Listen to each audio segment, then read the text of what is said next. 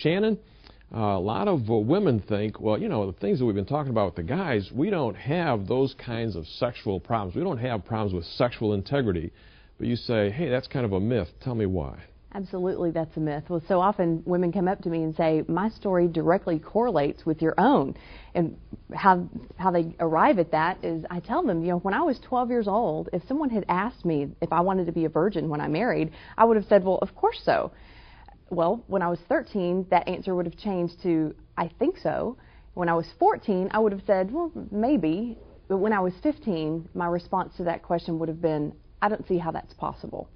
Several things happened during that season of my life from 12 to 15. My father and my brother had been very emotionally distanced from me for years because of the death of my sister. And then when I developed breasts and hips and started to get guys' attention, my uncles proceeded to teach me that if I really wanted attention and affection from men, I could get it if I was willing to play their little games. Games like, well, how far have you gone with a boy? And how far would you let me go? And can I touch you here or here? And let's just keep this our little secret because your parents would never understand our special love for each other. And I never told my parents because I actually thought I would be the one to get in trouble because I actually liked the attention, and I felt as if the flirting gave me a sense of power that I had never experienced before. And I always thought that that didn't affect me because I didn't let them have sex with me, but it taught me to use that flirtation as a way to get guys' attention. And I flirted myself into a corner when I was 14 with an 18-year-old boy who had a lot more than just flirting on his mind.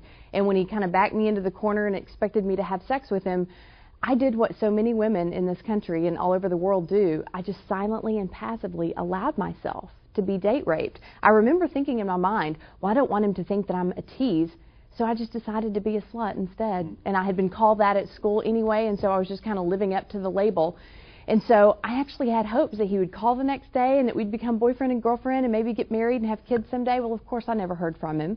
And so, again, feeling very rejected. And then when when my parents allowed me to start dating at 15, which in hindsight was way too young, I felt that sex must be the price that I have to pay to get the attention and affection that I want. And from the ages of 15 until 20 years old, my life was basically just one sexual relationship after another. I'm not proud of that fact, but that's how it happened. And I got my big wake-up call at 20 in, of all places, the funeral home. I was in mortuary college and learning how to embalm bodies, and I expected to be embalming people who were in their 80s and 90s who just died of natural causes. But I was stunned at how many people I was embalming that died in their 20s or early 30s because of full-blown AIDS or because they had committed suicide because of an HIV-positive diagnosis. And I remember standing over the embalming table thinking, there but for the grace of God, go I. And was just very thankful that God got my attention, and I went running back to the church. I had grown up a Christian but had fallen away from that lifestyle as a college student and just was asking God, please show me how I can turn my life around. It wasn't an immediate thing. It was a long, drawn-out process, but it was a start.